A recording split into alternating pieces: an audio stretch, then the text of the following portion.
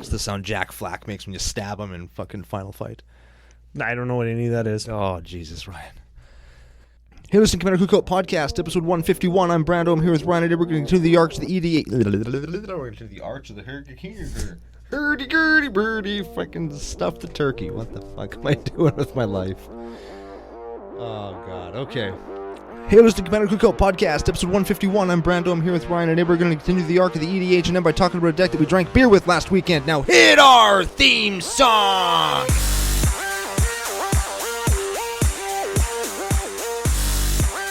Hey Ryan, we're back for yet another whirlwind adventure. How you doing? Good. What's going down? Whole ton is going down. We're going to talk about the future that is the past. We're going to talk about a deck. We're going to talk about some new patron signouts. We're going to remind everybody that they can buy playmats from us. But before we do any of that, we're going to thank our official sponsor, face-to-facegames.com.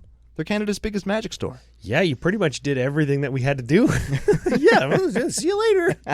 Guess I don't have to do anything. Yeah, hit our theme song. Let's get out of here. That's it. Yeah, deck that we drank beer with last weekend. Well, you see, we're recording this before our normal recording. This is before the Extra Life charity event that we're going to be at this coming Saturday. We're on a Wednesday right now, and we just assume that the architect behind the deck will have gone for beers with us. Yeah, he actually told us on last Friday's EDHNM that he never turns down beer. So, I guess it's time to put your money where your mouth is. Yeah, famous last words, sucker. Yeah, okay. So, hey, Arc of EDHNM, we got the charity event coming up for Extra Life Saskatchewan. We're going to drink beer before and after. Probably, yeah. I mean, let's call it what it is, right? Yeah. We're doing our new friend Aiden's deck that we've met through EDHNM. Yes. So actually perfect story fit for the arc, blah, blah, blah. Let's talk about the Commandy, then let's talk about everything else. Okay, now before we talk about the Commander, I think it's important that we point out this is one of... would this be his most competitive one, do you think he says? I think so. I've seen him play 2 or 3 decks. This is one of them, and this is the one that he plays the least because our EDH night is... Our EDH night at the local store that we play at is very fun focused, very casual focused, and not so competitive. There's no prizes or nothing, right? So he doesn't play it very often. Yeah, this one isn't as tuned as it could be, but as we get into the list, it's pretty clear like what slots we could free up to put in some more competitive stuff. Like you can see where he made decisions to keep the deck from being what you expect when you hear Muldrotha the Gravetide. Very much so. But it's not quite there. So Muldrotha the Gravetide is a 6/6 elemental avatar for black, green, blue 3. During each of your turns, you may play up to 1 permanent card of each type from your graveyard. So that's 1 creature, 1 land, 1 enchantment, 1 planeswalker, 1 artifact. Every turn from your graveyard. That's right. And I make the mistake a lot, and I'm sure when Muldrotha first came out, lots of people, when they were playing against it, made the mistake of thinking that they can play permanent cards from their graveyard on not their turn, which is not the case. Right. And also they can't play instant or sorcery cards from their graveyard. Very important. A sorcery and an instant are not permanent types. That's right. They are permanently the type that they are, but they are not permanents. There is a difference. And that is why Magic is confusing. They're not even permanently the types that they are all the time. That's true. That's What's right. What's the second rule of Magic I ever learned? Was that you learn the rules, and then you learn that the best cards are the ones that break the rules. Yeah, especially in Commandy. Right? Right? Look at last week's deck. Let's just play all these 10 drops for free. It's... Ooh, right? Yeah. Feels good. Feels good. Okay, so that's the Commander. We got a whole bunch of other stuff to talk about. We covered drinking beer. We covered the Extra Life charity event. You had mentioned playmats. They are for sale. CommanderCookout.com/store. Me and Rebecca are having a playmat putting in envelopes date night tonight. By the way, you're welcome. Thanks, man. You're welcome for me doing all the work. You're welcome. While I'm vacuuming the house and editing this here show, Hey, I will okay. be... Yes. So you can come back in my house. Yeah. So we got that. They're for sale, and huge thank you to everybody who's bought them. They are going to go out this week. I think on Friday. Depends on how many I get done tonight because it's late. You know, we might just be drinking beer. I have to shower.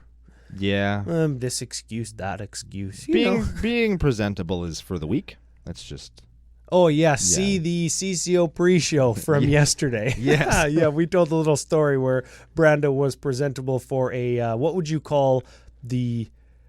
Would I say VIP? VIP is probably the right word, hey? The Prime Minister of our country? Yeah. Probably pretty important person. So, Who knew? If you're into that, maybe the link to the pre-show will be in the show notes today. Yeah, you can check it out. It was a good time. Speaking of the pre-show, sharing, subscribing, commenting on any of our YouTube content. Nice. Excellent way to get yourself entered into the Arc of EDHNM's deck giveaway. It's the Fairy Brawl deck, right? Yes, Alela. Yeah. I've heard it either way. Artful Provocateur. It's the Esper Fairy Throne of Eldraine Brawl deck. Yes. So it's got an arcane signet in it, and you could have it. Yeah, that's a good way to describe it. Yeah. Could be yours, shipped to your door by sharing any of our giveaway posts. That helps grow the show. We very much appreciate that. And if you want to, on any of the social media posts, give us your best EDHNM story. That is your Friday night Magic or your local gaming night Magic experience where maybe you've helped a new player or you've got a good story from, everybody coming together and having a good time, drinking beers after maybe, something like that. Maybe you massacre worm natural affinity to everybody's lands. That literally happened to me yesterday. I did it. Yep. And you know what happened in the very next game? I was thinking lots about that. Dude. I don't know how I feel about that. You shut your dang mouth. I blew up all the land. There was one turn cycle, and I immediately won the game. That is correct. That game went for another hour and a half. So we'll set the stage. Okay. Game 1. I played 2 games. Game 1. I get Massacre Worm on the stack, Natural Affinity, make all lands 2/2s, they all die. Everybody lost a whole bunch of life. Alex died. Yes. And then one turn cycle later, it was just... I needed to give my guys haste. So, yeah. It was basically giving my dudes haste so I could get 4 lands into play to make my Avenger of Zendikar plant token super big and just attack for the win. Giving your dudes haste was killing all creatures and all lands. Yes. So everybody just went draw, go, and then my guy has haste. Yes, I basically have haste. And then the next game was whenever you cast or your next Planeswalker activation gets copied twice.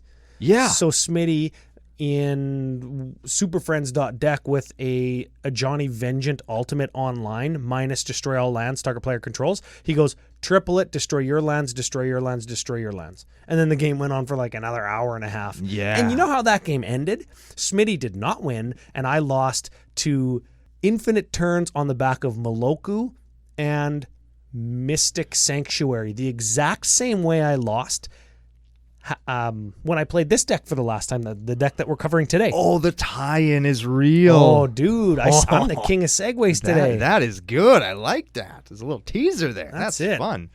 One last segue, and I'm just going to jump right to it. If you'd like to help the show grow, you can go to patreon.com/CCOPodcast. You can get yourself a funny nickname. We've got 2 today. Okay, let's do it. First one, no name, so we've got to give him one. That's how it works. I should say alias, screen name, Patreon name, whatever you want to call it. Sure. Goblin Machinist. Good card. Good card, I assume, because you're the Goblin player. I would like to say thank you. Brando has a name for you. Let's go with Trevor Reznik. Trevor Reznik. That is the goblin-looking machinist from The Machinist, played by an emaciated Christian Bale. Yes, all he needed was green skin. That was gross. Oh, yeah, dude. Woof. Okay, Trevor Reznik, pseudo-celebrity patron. We're just racking them up. Everybody wants to be part of the nation. That's right. All of Hollywood's coming in.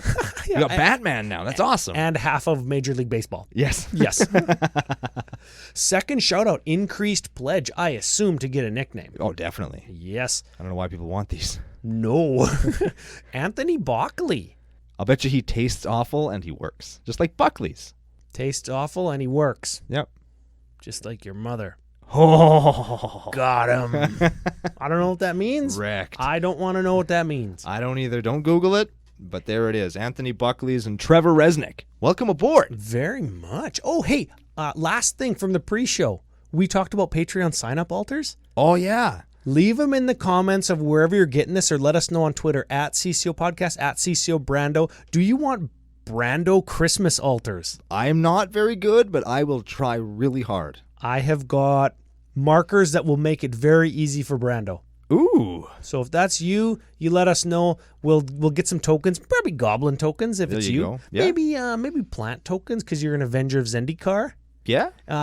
Maybe some elemental tokens from Angry Omnath. Also good. What else? What other kinds of tokens you use? I use zombies lots, so I do lots of zombies. That's like I think that's basically it. There's like 4 kinds of elemental and then the goblin.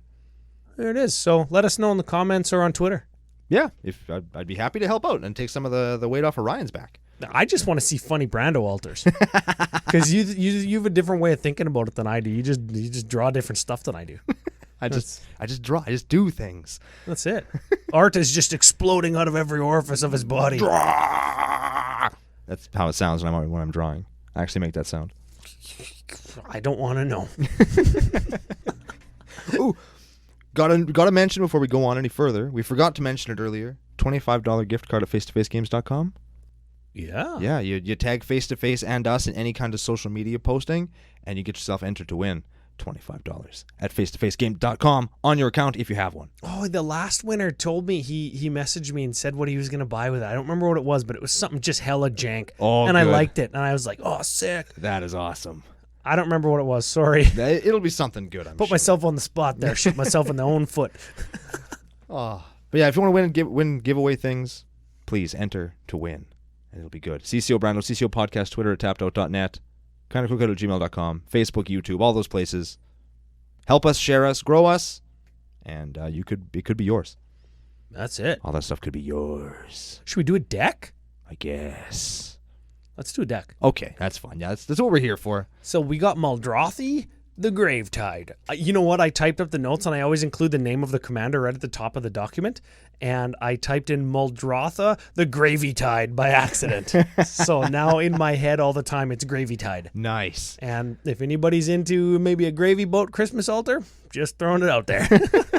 That's something that Brando can do. That is something I could probably do. I know how those things are shaped.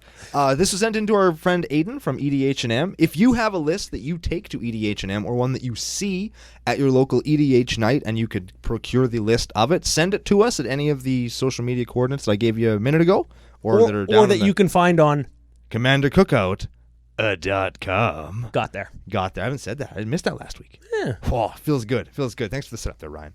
Send them in to us. We're still looking to fill out some more spots in the deck, or in the arc, I should say, and we're doing a very special bonus episode that we will need several lists for. So get them in now, get them in often.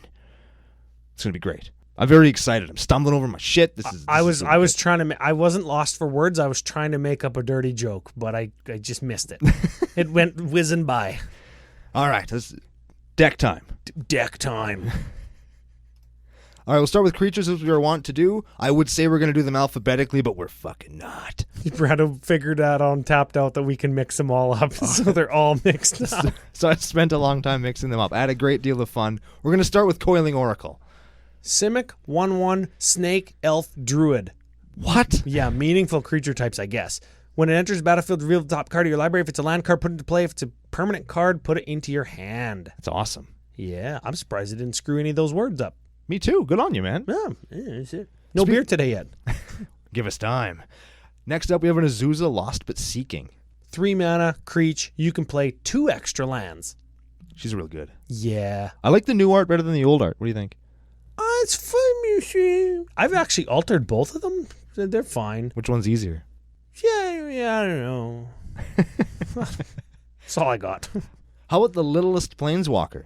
That's a Deathrite Shaman. That's right. It's a Golgari hybrid for a 1/2 elf shaman. You can tap, exile a land card from a graveyard. You get a mana. Black, exile a instant or sorcery card. Each opponent loses 2 life. Green, tap, exile a creature from a graveyard. I gain 2 life. It's pretty good. Yeah. I'm looking at the first bunch of cards. You know how I said I altered Azusa? I altered almost every card that we've looked at so far. Every one on the screen.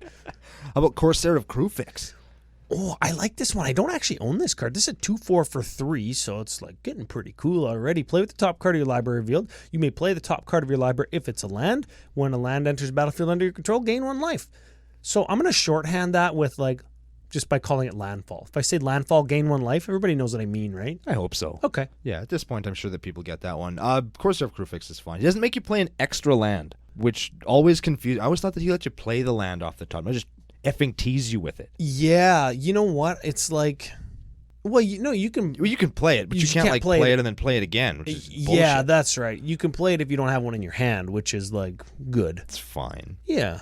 How about an Avenger of Zendikar? Ooh, the old Avengi. 7 mana, 5/5, enters the battlefield. You get a 0/1 plant for each land you control. Landfall, put a +1 counter on each plant you control. Yeah. Yeah. Now And they we're don't have to talking. be lands or plants from him. If you just got plant tokens, plant tribal maybe, Ooh. you just put +1s on them. I'm not sure how many other things make plants, but I know at least there's Colony Garden. There is another creature in this deck that is a plant. Oh, yeah? I can think of a couple. There's like a Kazandu Vine Lasher or something. I see He's it. right here. We but could this- play Utopia Tree instead of Deathrite Shaman. Oh, it's just as good. Welcome to Janktown. How about an Elvis Reclaimer? That's a card. This card sees playing Legacy. Oh, this is a 1/2 elf for green. Gets +2/+2 as long as you control 3 or more lands in your graveyard.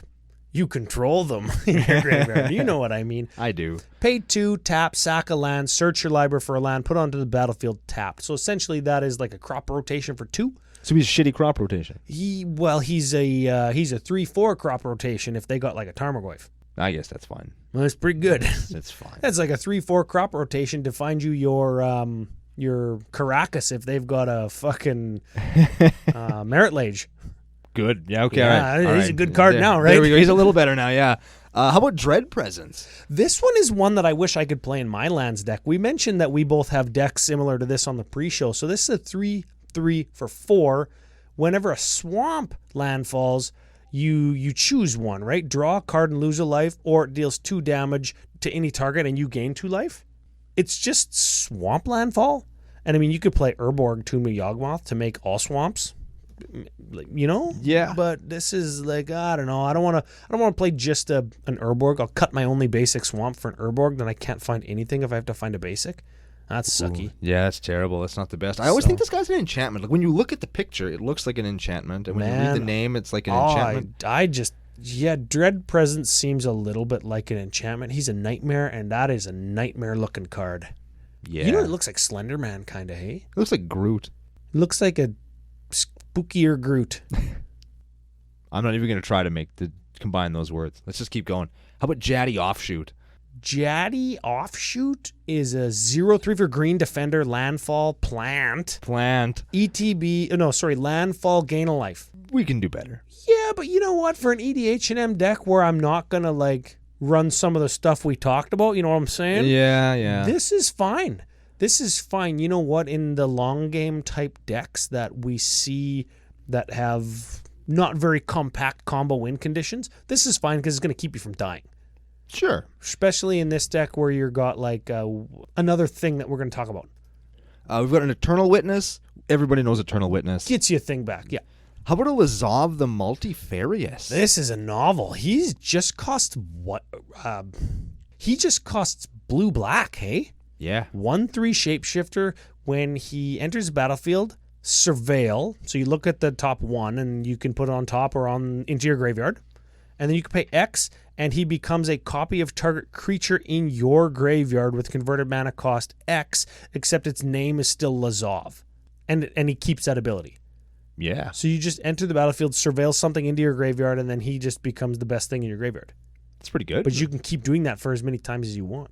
Yeah. Lots of weird combos with him, right? You make him something and then do something with it, or you make him something and then you activate his ability again with that first time activating on the stack. It's kind of like a Mirage Mirror, but with less layering difficulties. Yeah. You can do all sorts of crazy shit with him. How about a Lotus Cobra? That's a 2/1 landfall, get another mana. So you add a mana to your mana pool. I was playing Standard when he was a Standard card, and I never really played with him. Like I played against it all the time. But then when I started playing them, that's a good-ass card. Yeah. I really like Lotus Cobra. You know what's sweet? Way back in the day, like sometime pre-Innistrad, but post-Zendikar when that was printed, my claim to fame as a vintage player. My buddy Mitch goes on our Facebook, like the Magic Facebook group for Saskatoon. He goes, I was testing whatever vintage deck because that's like all I play now. Ryan was right. Lotus Cobra is really good and it should see playing vintage.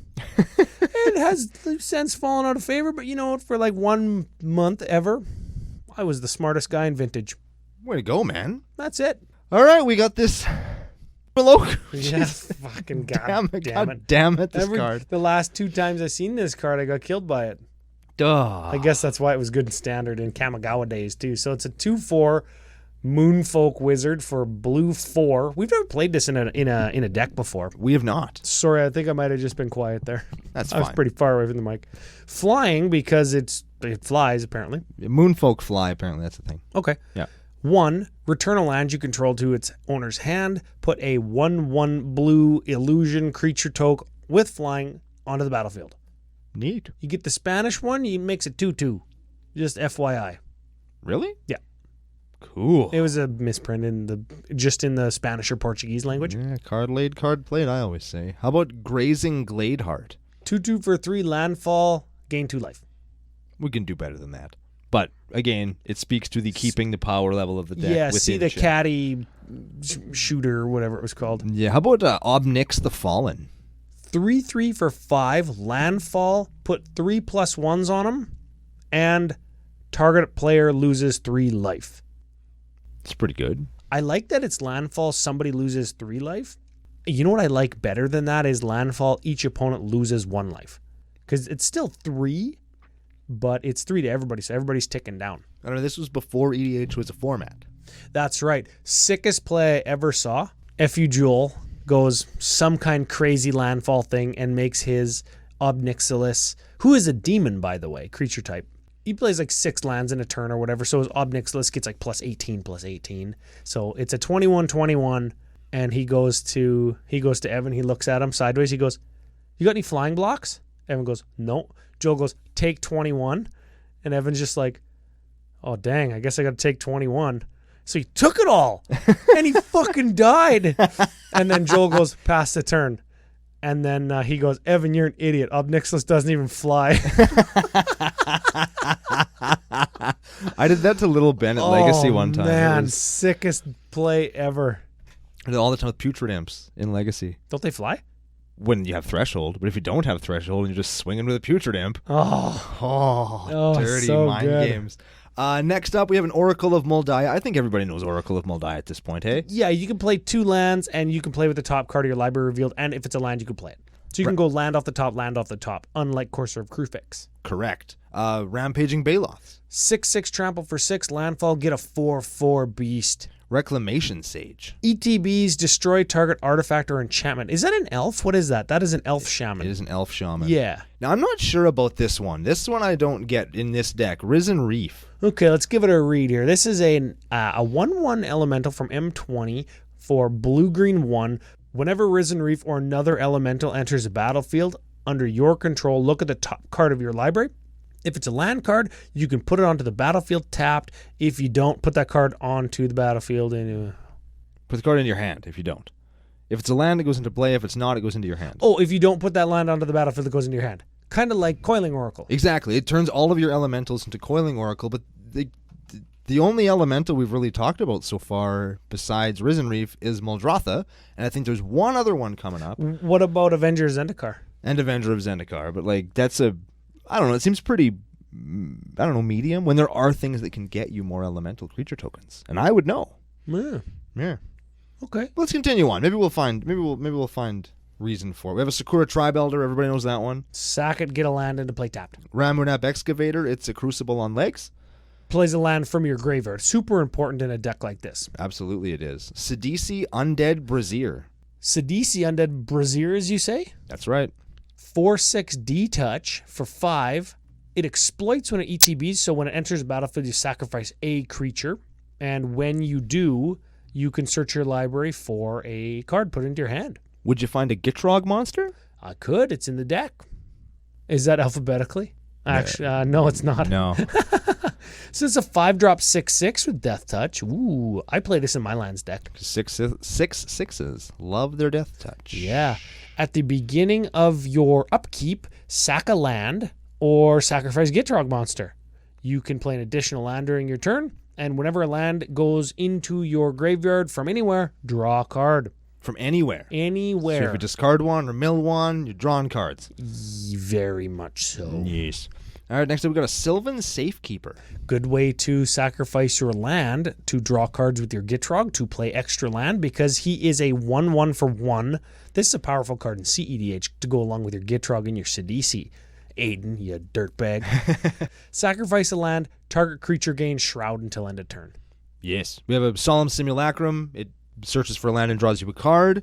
We have a Wayward Swordtooth. It's Exploration, but it's a 5/5 dude for 3. And we have a Tireless Tracker. Ooh, yeah. This is getting popular in Commandy and Legacy and everywhere, right? It's a good card. It's a 2/3 for 3 when you landfall, right?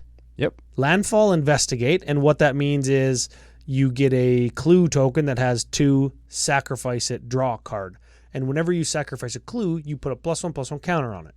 So essentially it's pay 2 to draw a card, put a +1/+1 counter on your Tireless Tracker. It's a good-ass card. So yeah, you want to draw cards? Yeah, sure, I'll get bigger. Yeah. I mean, I feel like it, so I'll do it. All right, we have a couple. Let's just do the elementals together because there's 2 more elementals here. We have a Titania, Protector of Argoth. Oh, she makes elementals with your Risen Reef. She does for second land. Yeah. Okay, so when she ETBs, you get a land card back from your graveyard to the battlefield. So that's good. Yep. And whenever a land you control is put into your graveyard from the battlefield, you get a 5/3 elemental, Yes. which would trigger your Risen Reef. Okay. Right. So that's a thing. It could be a thing. Lands dying is less easy to do than lands coming into play because you have to find a way of sacking your land. And yes, they exist. I'm just saying, like, there could be other ways of abusing that Risen Reef. Like, if you want to abuse Risen Reef, let's abuse Risen Reef. Yeah, well, Titania goes in the Risen Reef deck for sure. Sure does. Yeah, for sure. How about Yarok the Desecrated? Also an elemental, also takes advantage of Risen Reef and Titania because he is a 3/5 Death Touch lifelink for Sultai and 2.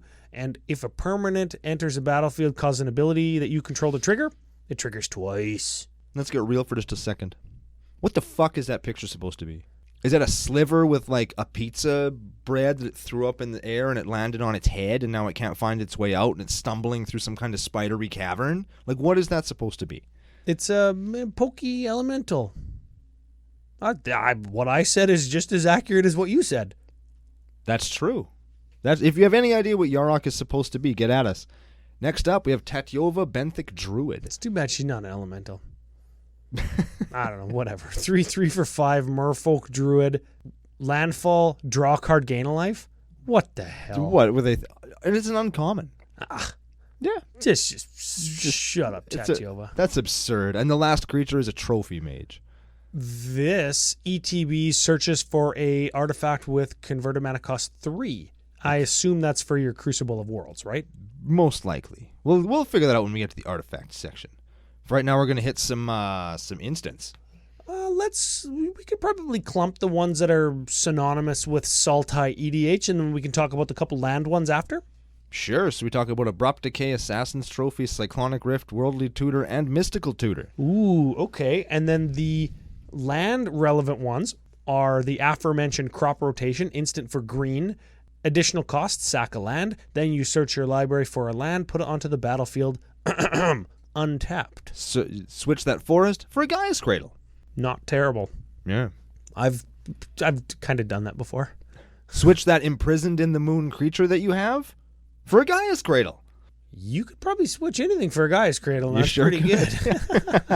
Swap that basic for a strip mine to get your opponent's Gaia's Cradle. Oh, now we're talking. Now we got your it. crop rotation on your Isochron Scepter with your Gitrog in play, so you can draw 2 cards per turn and wasteland every turn. Yeah. Anyways, last one, Growth Spiral. I always forget that this one's an instant, but it's blue, green, instant, draw a card. You can put a land card from your hand onto the battlefield. So essentially that's draw a card, play an extra land. It's like way better Explore because it's an instant. Oh yeah, Explore. Yeah, it's harder to play, but it's really good. Is Explore not an instant? Explore is not an instant. Sure. And you'll notice that the deck is a little bit more, you can tell the tuned nidge of it because there's 2 tutors here. 2 tutors. You've got Abrupt Decay and Assassin's Trophy, which are both like very on point pinpoint removal. There's crop rotation, which in this deck is a tutor, right?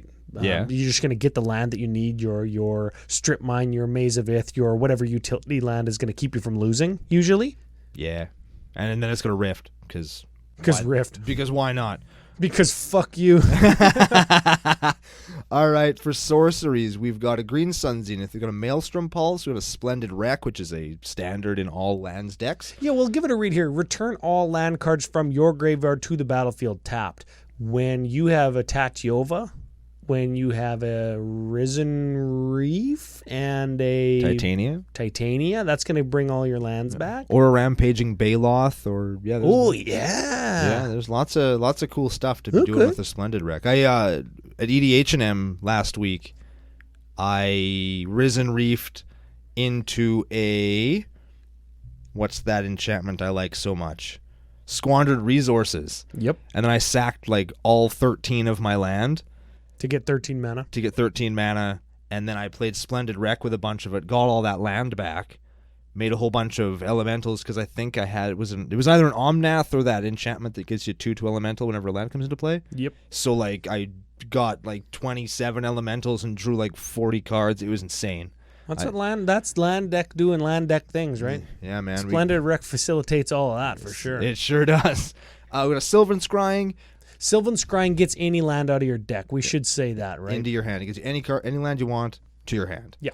And then we've got a Life from the Loam, another land deck staple. Return up to 3 land cards from your graveyard to your hand. It's got Dredge 3. So essentially, if it's in your graveyard and has Dredge N, the number, this case Dredge 3, if you would draw a card, instead you mill the top 3 cards of your library and you return it from your hand or graveyard to your hand. That card is so good. Yeah, the theory there is it gets 3 lands from your graveyard and it has Dredge 3. So if you dredge 3 lands, you could then cast your Life from the Loam and get all 3 of those lands back. That's right. Or you could like use your Tatiova and this to like use your extra land drops a turn to dredge yourself into not Oblivion, but damn near. Yeah, you know what? This lands deck has 49 lands in it, and your Omnath or Windgrace, how many lands they got in them? Omnath, I think, has 41, and Windgrace has 42. So I got like 64 in mine. Yeah. I can't tell you how many times I've went cast Life from the Loam. Land, get them all back, and then next turn, instead of drawing, dredge, land. Excellent. Now what else we got? We got an Unearth. Unearth. This is return target creature card with converted mana cost 3 or less from your graveyard to the battlefield. Cycling 2. I'm going to say cycling isn't irrelevant because you have your Life from the Loam, which is going to let you get a land back if you're dredging or whatever, right? Sure. It gets it back into your hand, then you can cast your life again to get your land back. Okay, fine. Unearth instead of Reanimate?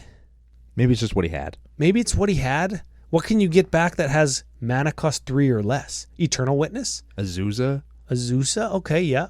Ramunap Excavator is another one. There's quite a few. There's Coiling Oracle, Deathrite Shaman, Corsair of Krufix, Elvis Reclaimer, Jaddy Offshoot, Eternal Witness, Lazav the Multifurious, Lotus Cobra, Grazing Gladeheart, Reclamation Sage, Risen Reef, Sakura Tribe Elder, and Sylvan Safekeeper. And Tireless Tracker. Just to name a few. And Tireless Tracker, and Wayward Swordtooth.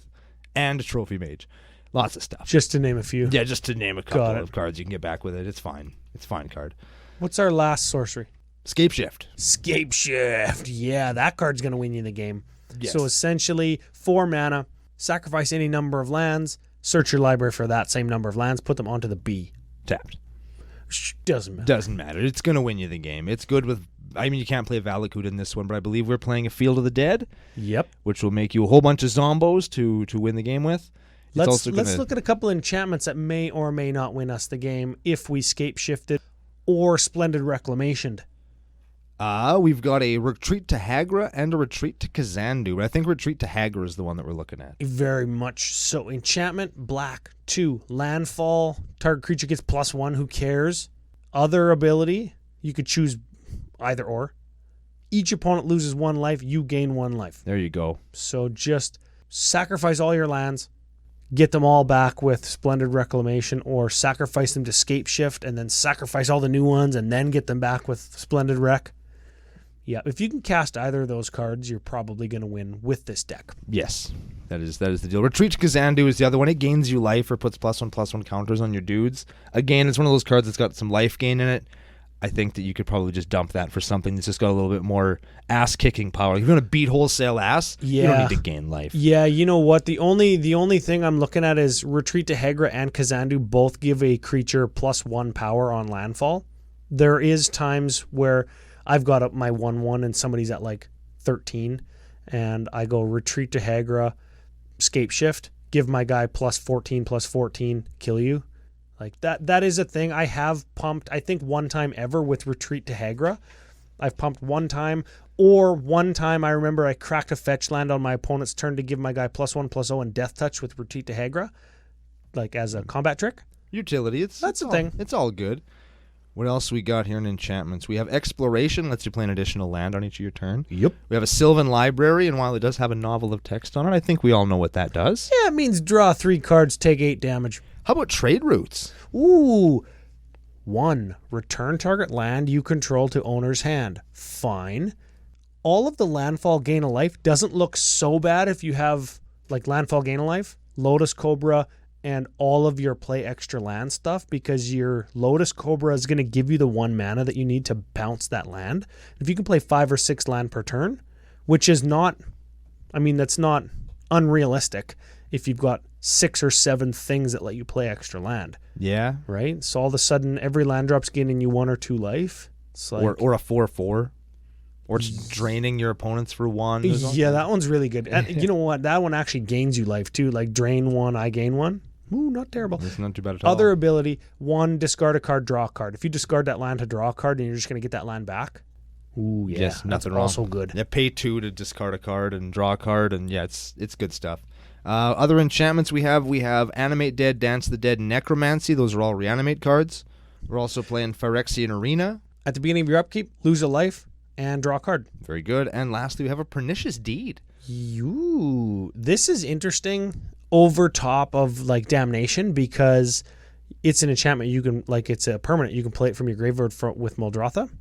That's maybe why he's running Animate Dead and Dance of the Dead instead of Reanimate. You can play them from your graveyard, yeah. That's important. So Pernicious Deed is a sweeper. You just pay X when it's in the battlefield. Destroy everything with converted mana cost X or less. Artifact, creature, and enchantment with converted mana cost X or less. So it doesn't get Planeswalkers. Oh, yeah, sure. That's why it goes in Planeswalker deck, right? Because it gets artifacts and it gets creatures. God damn it.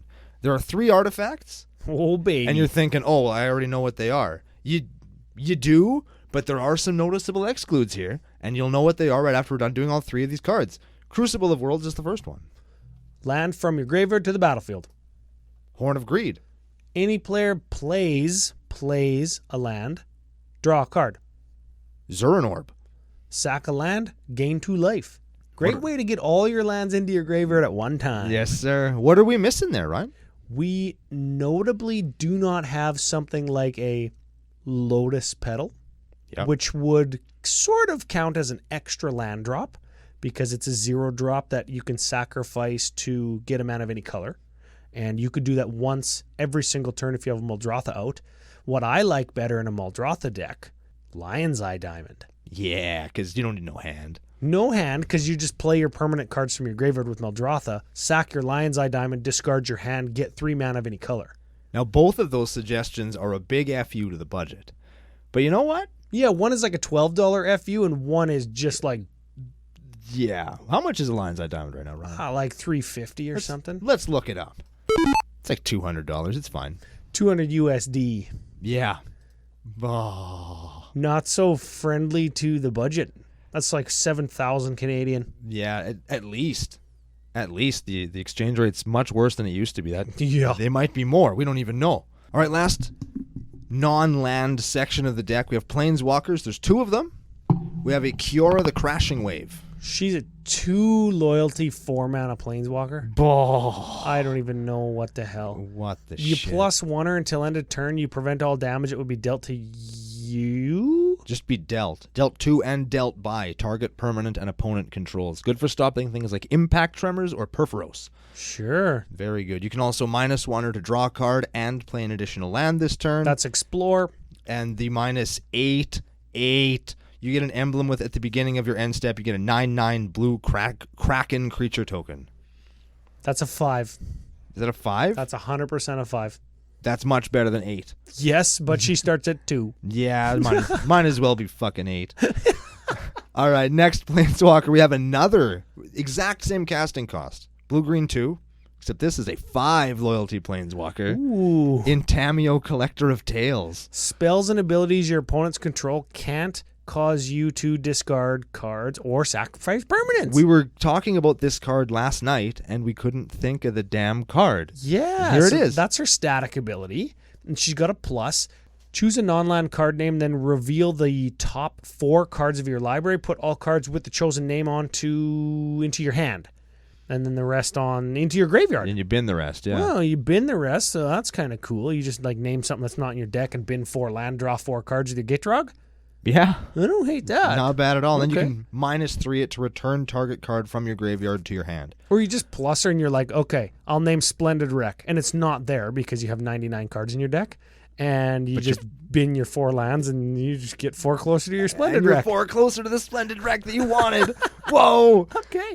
So for land, we've got your standard, what you would expect to see. There's your fetch lands, there's some dual lands, there's some shock lands, there's a Bajuka Bog, all that stuff. We've also got a Field of the Dead and Dark Depths and a Glacial Chasm for you to hide behind. Yes, because Glacial Chasm, you can sacrifice it, but instead of paying the 2 life cumulative upkeep, then you can play it from your graveyard. Ooh. That's right. There's also a Maze of Ith. We didn't talk about the fact that there is a Time Warp in this deck. I don't know how we missed that. I think we just missed it. We went over it. 5 mana, take an extra turn. Then we have a Mystic Sanctuary so that you can just endlessly loop your Time Warp, take infinite turns. Yeah, you play your Mystic Sanctuary when you have 3 or more islands, and it puts your Time Warp back on top of your library. And you can continuously bounce your Mystic Sanctuary with your Moloku the Clouded Mirror. And every time you do that, you make a 1/1 and get your Time Warp back on your extra turn when you draw it. So you just make infinite 1/1s over the course of 20, 30, 40 turns. And if you don't win by attacking with your 1/1s, you get your Field of the Dead triggers at the same time. And if you don't win with that, you win with your Retreat to Hagra triggers.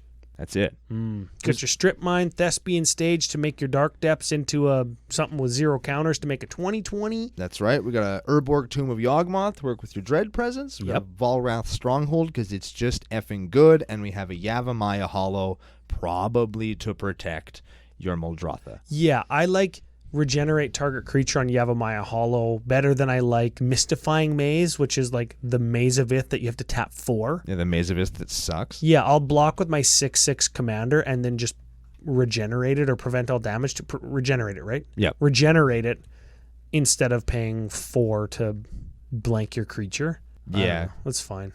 So, yeah, Land Suite, of course, it's good, it's important, and there's lots of ways to find it and get those lands back. So, of course, you're going to have lands that do stuff like your Strip Mines in here. That's what land decks do. Yeah.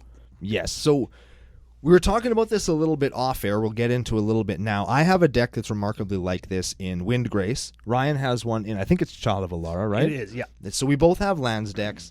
I play my Windgrace at EDHNM all the time. I really enjoy it. I think it's fun. It's just kind of Groll good stuff, value land stuff.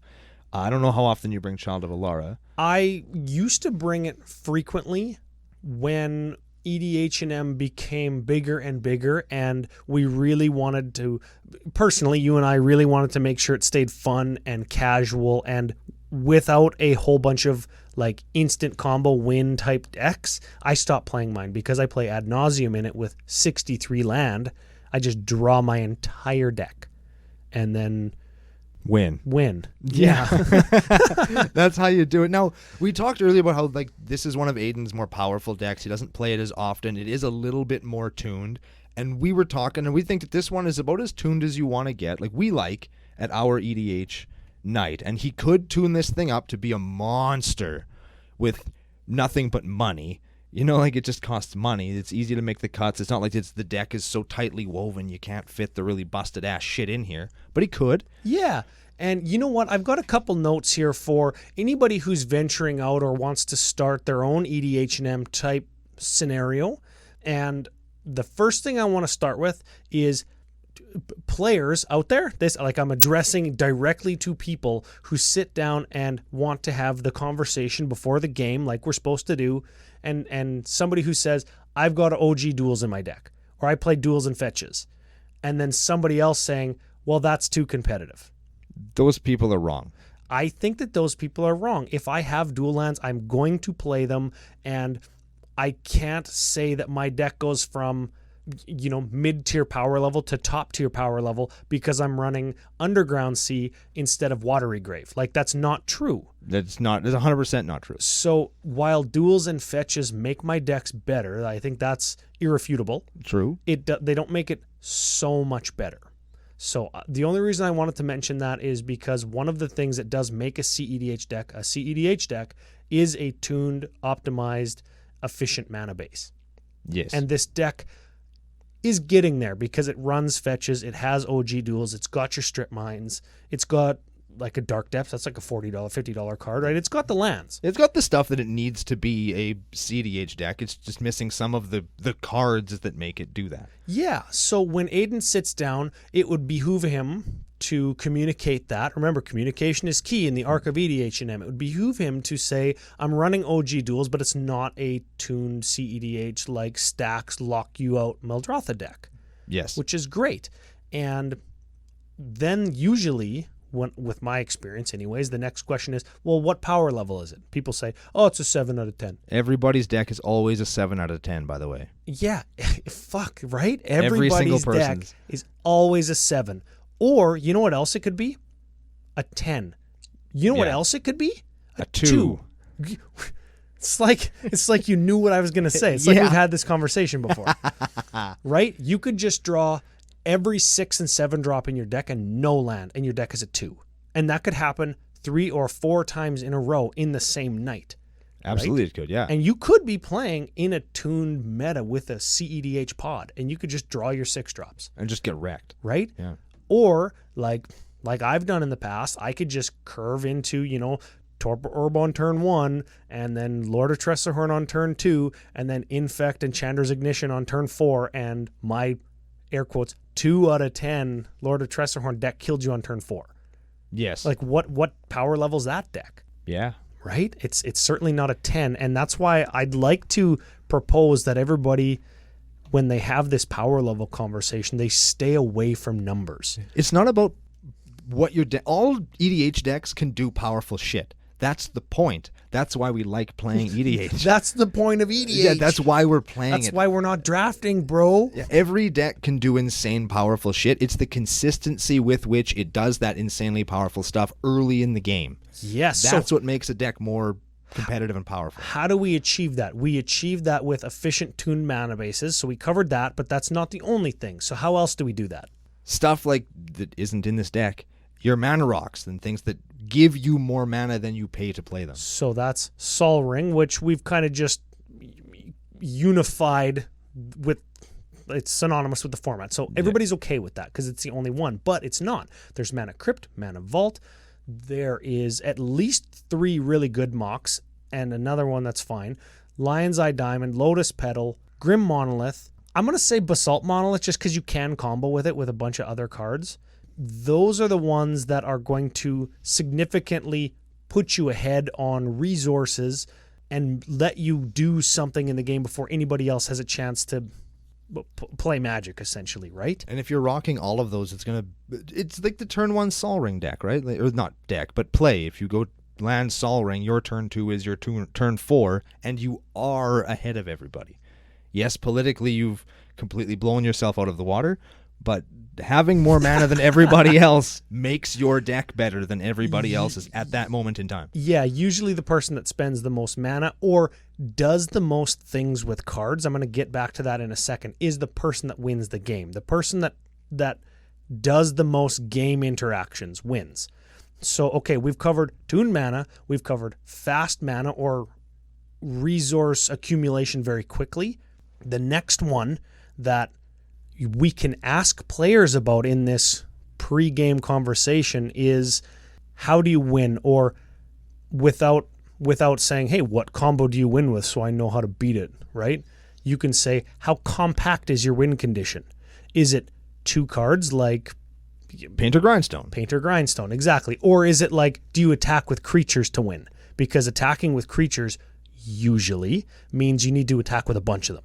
Or if you have 1 or 2, you need a bunch of other stuff to make them big enough to kill me. Yeah. Right? And like, if my win condition is 2 cards and I have 98 other slots or 96 other slots for like interaction and fast mana, I'm probably playing a deck that's better than yours. Yeah. If my win condition is 10 cards and I only have whatever, 80, 90 slots for other stuff, my deck's probably not as powerful.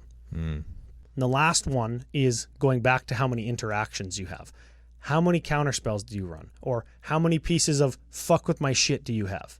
Right? Those are all questions that we can ask before the game so we can have a equally matched competitive experience. Like we talked about last week. Yeah, we're all playing jank garbage that has no removal, and we all play about 6 sweepers just to cover the whole table in a blanket of soot. Yep. And we're going to play a game that's equally matched for, an hour.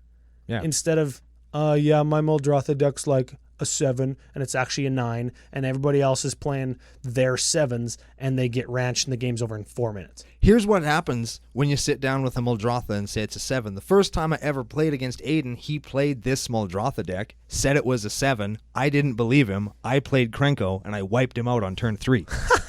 That's the opposite side of the coin when somebody doesn't believe you, right? Yeah, and I was just like, nah. No, because we had just got back from Calgary, too, where like people were saying, yeah, I built my deck on the car on the way over. Yeah, fuck you. And I wasn't taking no shit from anybody. That's right. And that is the stigma. I think that as you develop your local meta that you can start to avoid, right? Yeah, I don't even bring Krenko anymore because like I don't need him. Yeah, we know that Aiden's deck is strong, so when he sits down, I'll take the strong deck that I have here out of my deck. But I know I don't have to sit down and try and combo faster than him. And I know that I don't have to try and fight through 20 pieces of interaction to land my one key spell, right?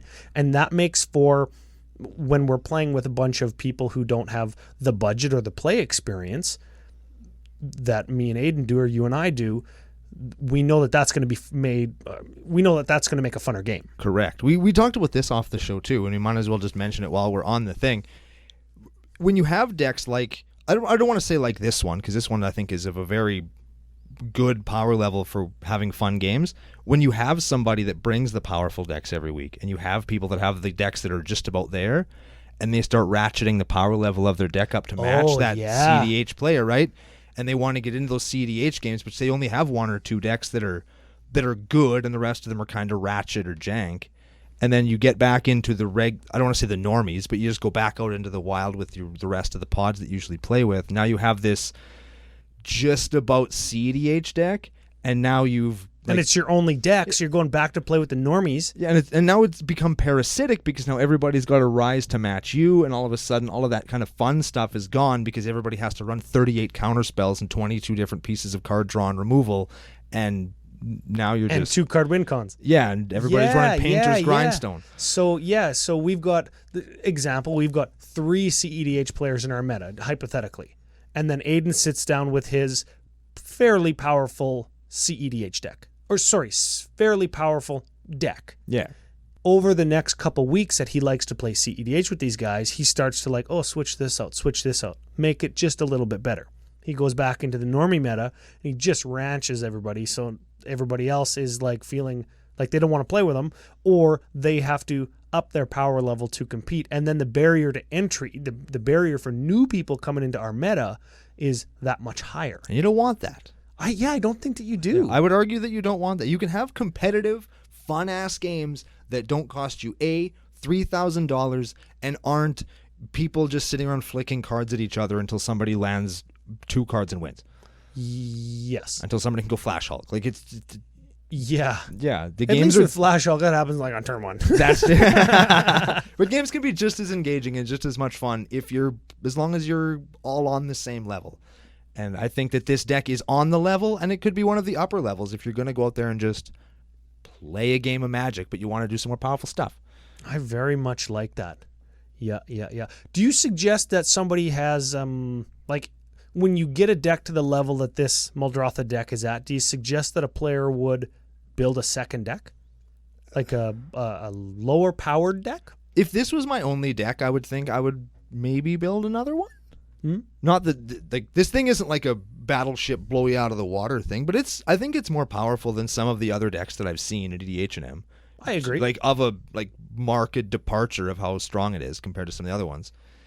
So I think that you should have something where you can tone it back a little bit. Or again, you end up in that arms race mentality. Because even if the deck is still fun, if everybody doesn't get to play do what they want to do what they expect their experience to be. Yeah, like you want everybody to be able to show up and have fun. That doesn't mean that you have to dumb yourself down to play with somebody that wants to do mime tribal. But, you know, you got to remember that there are people out there that aren't here to crush face and play Legacy Light. They're here to just play casual kitchen table Magic. Next t-shirt's Legacy Light. It'll look like a little beer can. It'll be awesome. Oh, yeah, that's it. Hey, Max Crandell sent me a picture of the beer boxes that we're going to buy for our next couple Magic Fests. Ooh. 99 can boxes of beer. Jesus. It's like a forklift to lift it. I'll bet it's terrible. It's like Blue Ribbon or something. Oh, that's awful. Whatever, 99. It's in the States. It's probably like $4. Should we run this deck through the spice calculator, Ryan? Yeah, we got to be a little bit quick. You know, I think we've talked about the strengths and weaknesses enough. It's very resilient. It's got multiple paths to victory, beating, landfalling, you name it. Decks like this can do it. Now, EDHREC.com. Sultai, that is green, blue, black. Muldrotha is the most popular commandee. By 100+%. Yeah, 3,100 decks plus. Just above. Yeah. Tassiger, the Golden Fang. At 1,400. Yeah. This deck, 2.93 average converted mana cost. Wow. Yeah. See, it's not below 2.5 or 2.0, which we've seen in CEDH lists. 5 tutors, which is gonna hurt sort of lots. It's going to hurt the spice calculator, but you know what? I think purposefully not turning it into a competitive deck, I'm going to give it some honorary spice. Agreed. Just for formality's sake, 30 cards different than the stock list on EDHREC.com. Still pretty good. Yeah, we're not playing those. We're not playing your Lotus Petals, your Lion's Eye Diamonds, and more tutors. Yes. We're not playing those, so we'll punch it all in. 27.5 officially. We give it more. I give it 40. You know what? I'm just going to give it spicy with honors. Just There because, you know go. what? Aiden's a good guy. He never turns down beer. He purposely doesn't make the deck too strong, and he lends it out to our buddy Alex because he got his decks jacked. All good things. All good things. All tremendous good bro stuff. So, you know what? All of that sort of starts to sound like a final thought of the day. Give us a rundown, a couple social media things, play match, charity events. Do your thing. I assume you have all already seen us and played some games with us and have had a great time at the Extra Life event this Saturday, which is a couple of days ago now. So I assume we all had fun. So thanks everybody for coming out.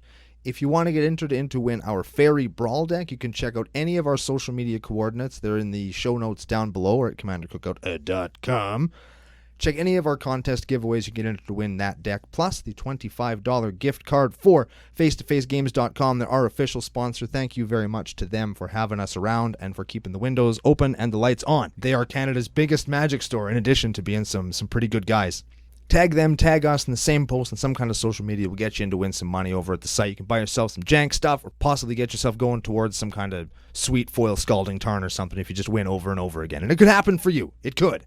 As far as the deck goes, I think this is a really good one. I really enjoy playing against it and its pilot. I think that they're good dudes, and I think that they're welcome additions to the EDHNM meta, and I think all of you would be lucky to have such a person around for you as well, because they do nothing but make the Magic nights more enjoyable for everybody.